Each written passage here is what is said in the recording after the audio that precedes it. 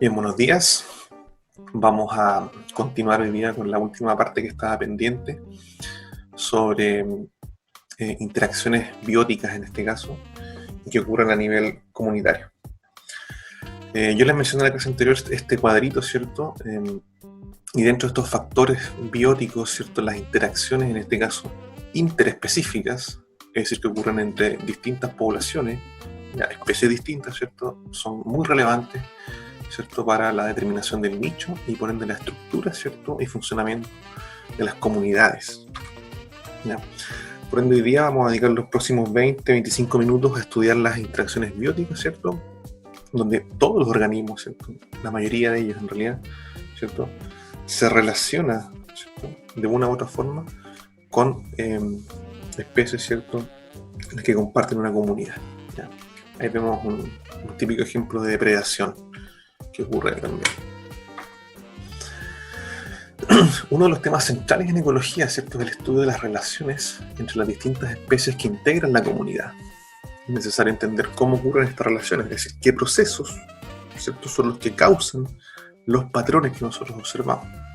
Vuelvo al punto de proceso-patrón, entender que eso hay una relación bien estrecha ahí que determina lo que nosotros vemos en una comunidad y cómo esta funciona. Entonces, las interacciones biológicas son un determinante fundamental para el funcionamiento y composición de la comunidad. Tenemos allí el ejemplo de la polinización, que es una interacción planta-animal, en donde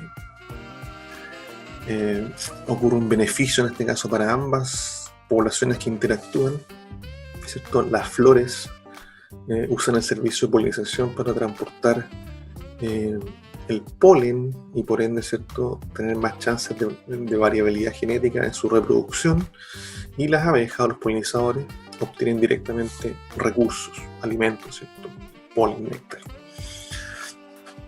Entonces la primera gran clasificación para abordar el tema de las interacciones es de acuerdo al impacto que estas tienen en la densidad o en la biomasa o en el crecimiento poblacional de las poblaciones.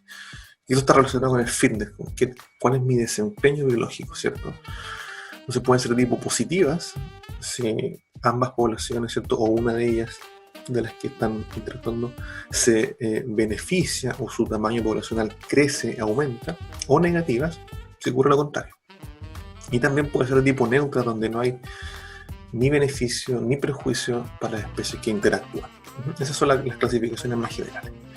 Un cuadrito un poco para ya entrar en detalle de cuáles son las principales interacciones que ocurren a nivel comunitario, está allí.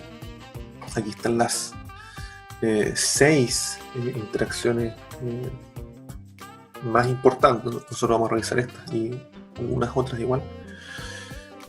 Y su influencia, ¿cierto?, en las poblaciones que interactúan. En este caso, y para simplificar un poco el estudio y el entendimiento de las interacciones, vamos a asumir que siempre tenemos dos poblaciones que están interactuando, ¿ya?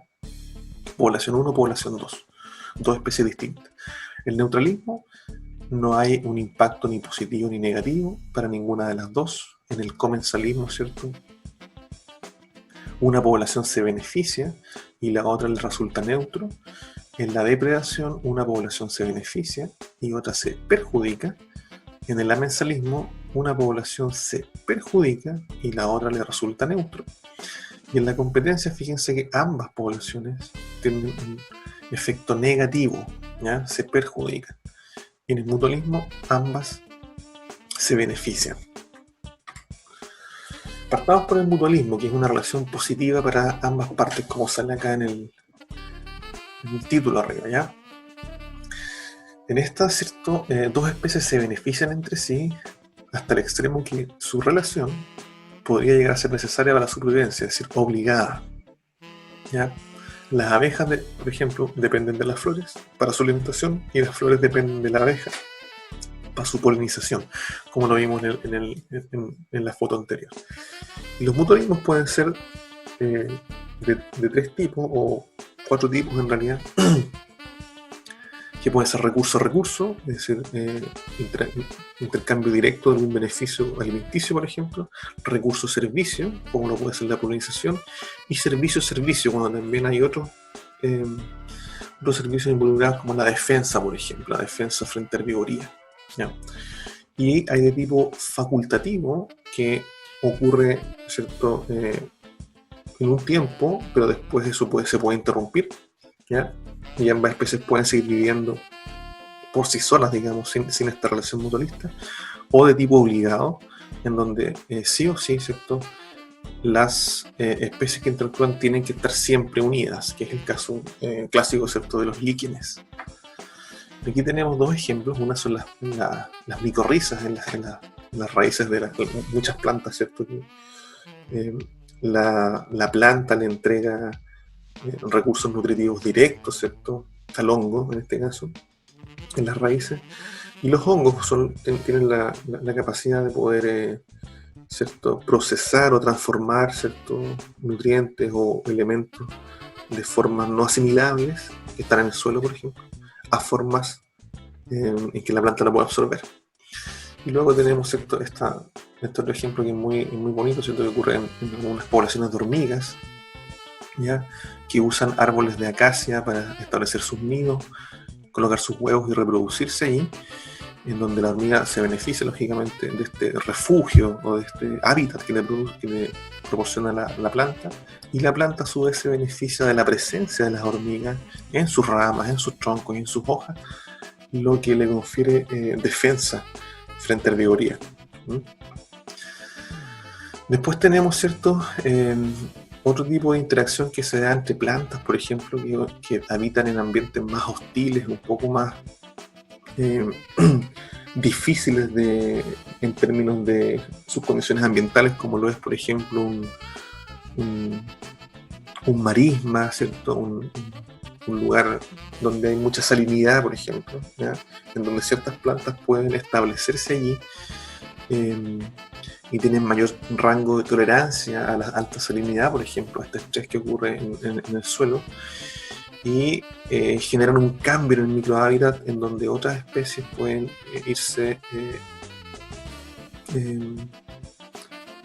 ir colonizando esta área que ha sido transformada o ha sido mejorada por otras plantas. También ocurre en esos casos. Otro ejemplo bien relevante, creo yo, en las interacciones positivas es la facilitación, que es una interacción que ocurre entre plantas, ¿ya?, planta a planta. Y son interacciones que generalmente se dan entre plantas leñosas, arbustos o árboles, y plantas herbáceas, o también plántulas pequeñas de alguna especie. Y que lo que ocurre aquí es que se mejoran las condiciones microambientales bajo el dosel o bajo el canopy, ¿cierto?, de esta especie leñosa, en términos de la temperatura, la humedad, ¿cierto?, mejoramiento del suelo, principalmente los nutrientes, y también protección frente a herbivoría y otros posibles daños que puedan ocurrir, ¿ya? Aquí tenemos un ejemplo, un estudio que muestra la asociación positiva y esta, ¿cierto?, facilitación que se da en el desierto. En las áreas de desierto es muy común que ocurran estos arbustos leñosos, ¿cierto?, que crean verdaderas islas de fertilidad. Este es el concepto que uno usa en desierto. Las islas de fertilidad ocurren, ¿cierto?, en las inmediaciones directas de estos arbustos perennes, en este caso, ¿cierto?, que bajo su dosel. Aquí tenemos un mapa que muestra en los círculos grises, están mapeados los arbustos, ¿cierto?, y el tamaño tiene que ver con el dosel o qué tan grande es su área que ocupan. Entonces, bajo estos doseles y las inmediaciones cercanas al arbusto, tenemos condiciones mejoradas de microhábitat, como lo es mayor cantidad de nutrientes en el suelo, por ejemplo. Y eso ocurre al ser un arbusto, ¿cierto?, que está protegiendo el suelo. Hay una depositación alta de hojarasca. Esa hojarasca con el tiempo tiende a, ¿cierto?, reincorporar mayores nutrientes al suelo. La materia orgánica se empieza a descomponer y ¿cierto?, hay mayor cantidad de nitrógeno, mayor cantidad de fósforo, y eso es súper importante para las plantas. Y aquí vemos en nuestros triángulos de color negrito, ¿cierto? Que existe otra especie, en este caso una especie herbácea, Asparagus, que tiende a crecer muy cercano o bajo el dosel de estos arbustos. Si ustedes se fijan en el mapa de distribución espacial, prácticamente todas las plantas de Asparagus están muy cercanas o están debajo del canopy de este arbusto que se llama Sisyphus lotus. Y el estudio consistió en contar la cantidad de flores, en este caso de Asparagus, ¿ya? La planta herbácea, cuando ocurría, ¿cierto?, asociada a un parche, ¿cierto?, o asociada a un arbusto, y cuando ocurría solita en el espacio abierto. Fíjense la cantidad de flores producidas cuando está asociada al arbusto versus cuando está afuera. Lo mismo ocurre para los frutos, ¿ya? Mayor producción de frutos, y más importante, la supervivencia de las plántulas. Una vez que estas plántulas germinan, ¿cierto?, la supervivencia, es muy alta, ¿cierto?, bajo el arbusto que en el espacio abierto, ¿ya?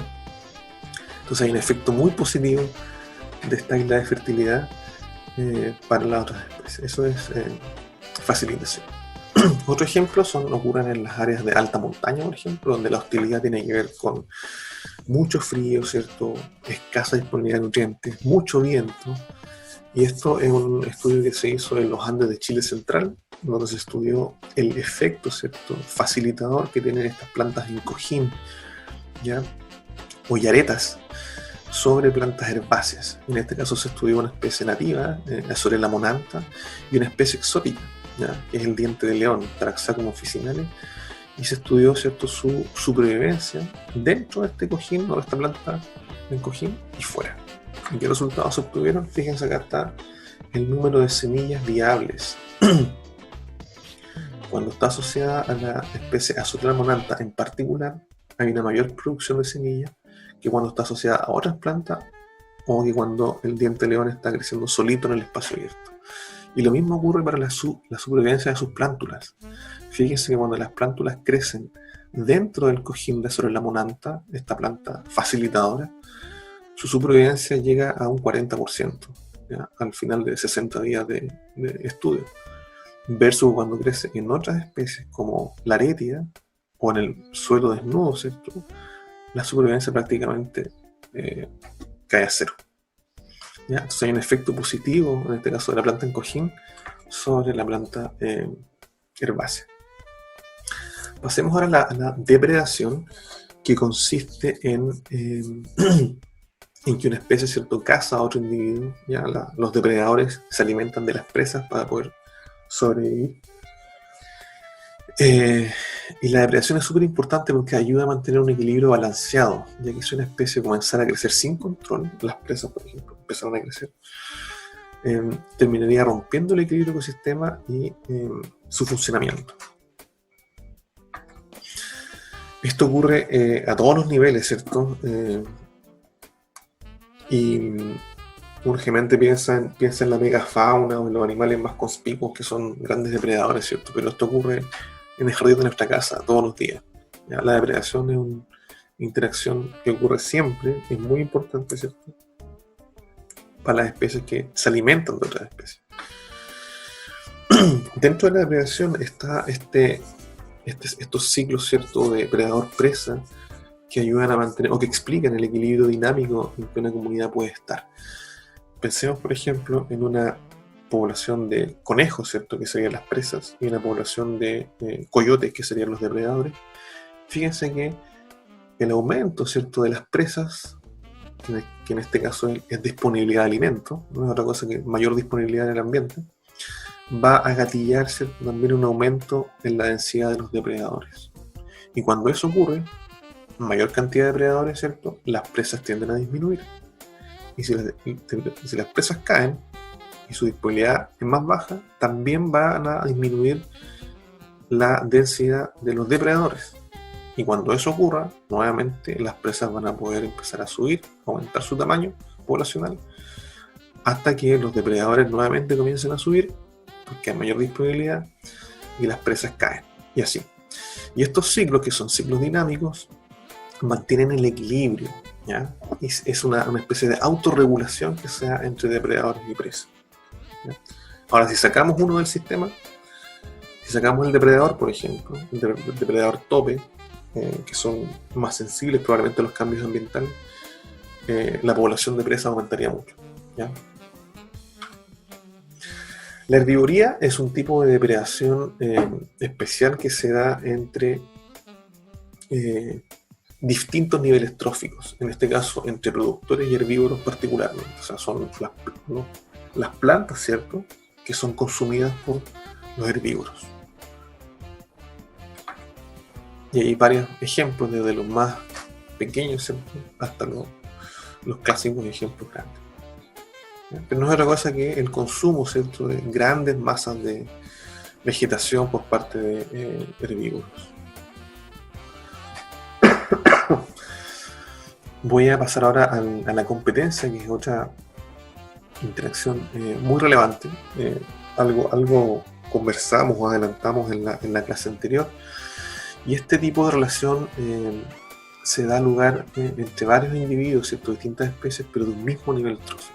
Eso es relevante. Esto se da entre productores, entre plantas, entre herbívoros, entre consumidores. Y tiene que ser así porque la competencia ocurre por recursos, ¿cierto?, que son comunes y que son usados, ¿cierto?, en forma similar por las distintas poblaciones, ¿ya? Entonces existe una demanda activa, ¿cierto?, un recurso en particular, ¿cierto?, que es común, en este caso para las especies que están compitiendo, y que puede llegar a ser limitante, que puede determinar, obviamente, la extinción o la mantención de una u otra población. ¿Qué es importante aquí también, esto que está acá? En este tipo de interacción, ¿cierto?, todas las especies implicadas en la competencia resultan perjudicadas. Algunas en mayor grado, otras en menor grado, pero al fin y al cabo es una competencia que es negativa para ambas partes, ¿ya? El estudio de la competencia, también lo comentamos en la clase anterior, dio origen, ¿cierto?, y gatilló toda la construcción, ¿cierto?, y lo que hoy día conocemos como la teoría de nicho. Es muy relevante.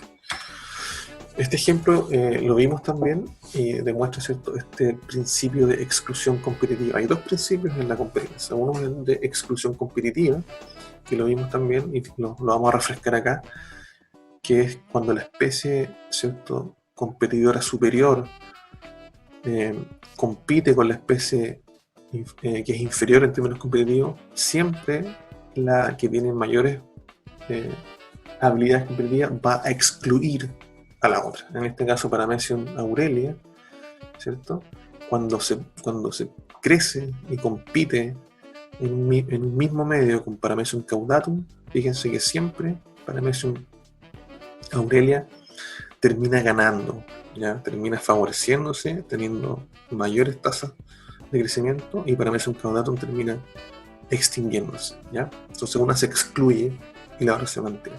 El otro principio, que también lo realizamos en detalle en el video anterior, era la coexistencia, ¿cierto?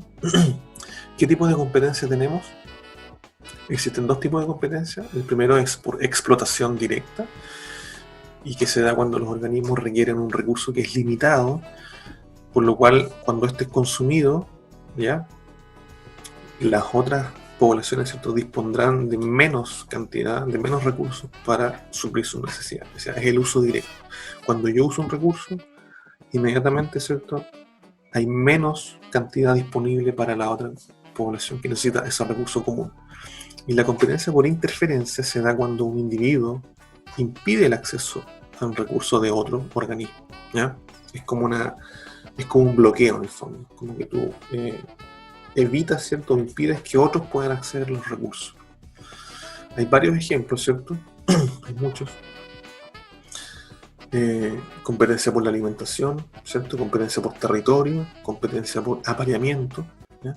Fíjense que siempre son organismos del mismo nivel trófico, ¿ya?, y usualmente muy emparentados, ¿ya?, muy similares, porque ahí es donde hay mayor coincidencia, ¿cierto?, en el uso de recursos, ¿ya?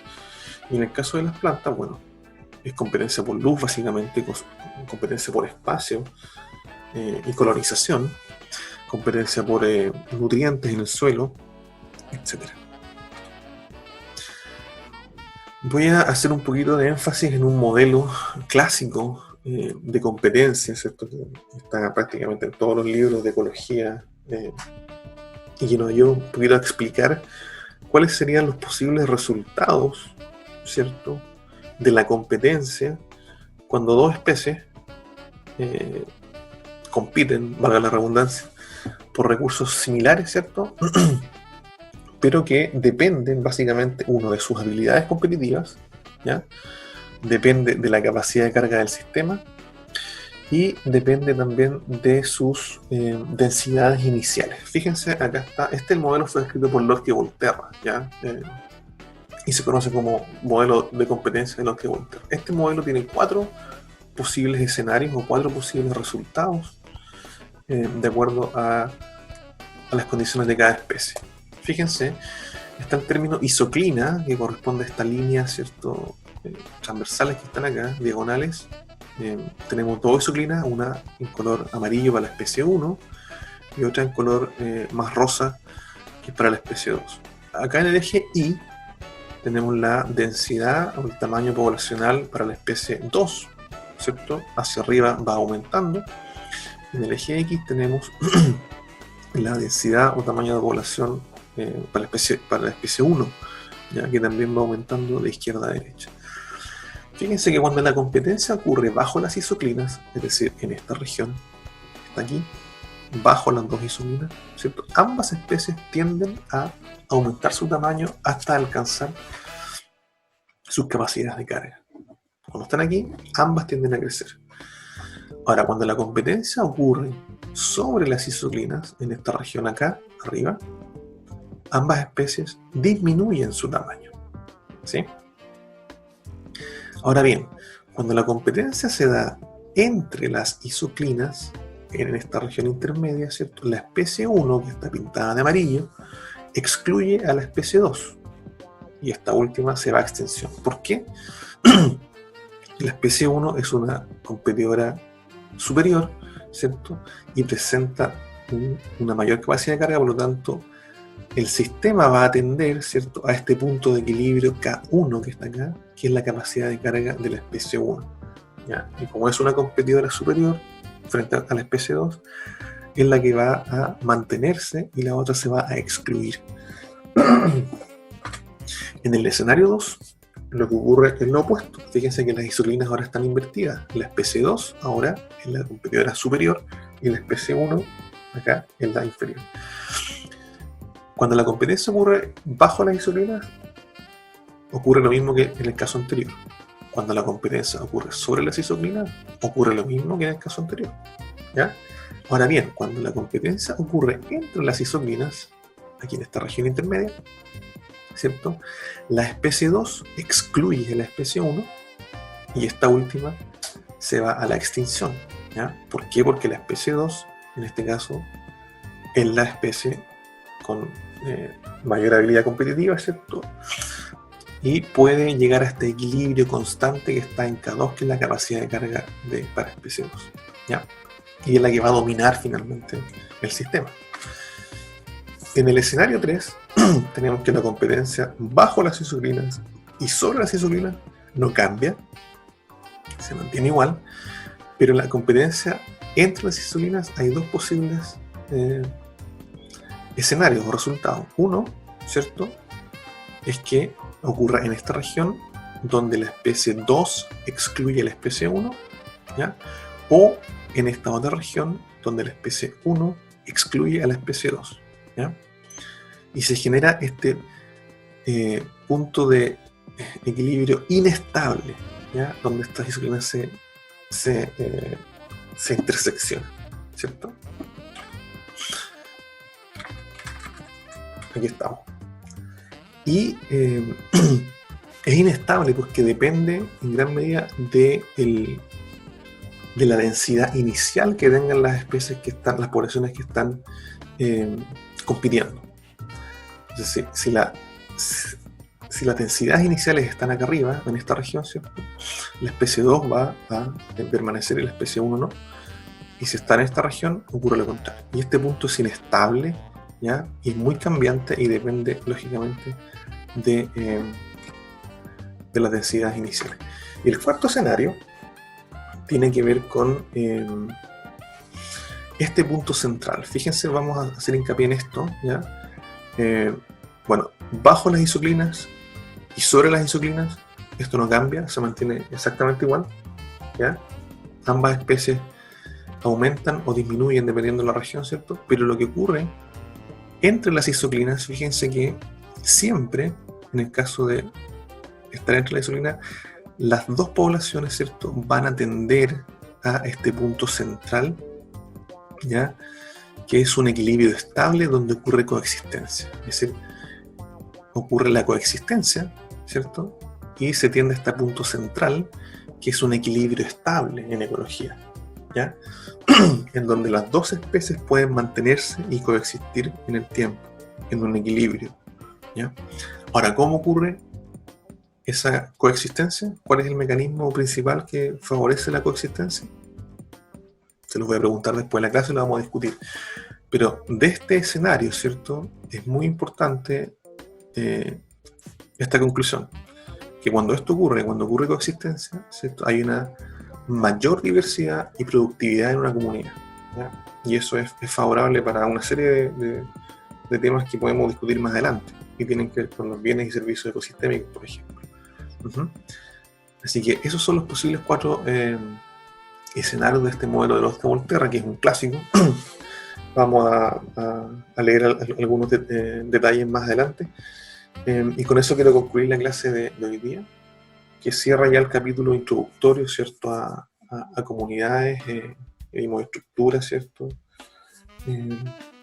Vimos también interacciones, y vamos a discutirlo y verlo más en detalle en la clase que tengamos mañana jueves. Así que con eso voy a concluir y nos vemos mañana en clase. Que estén muy bien.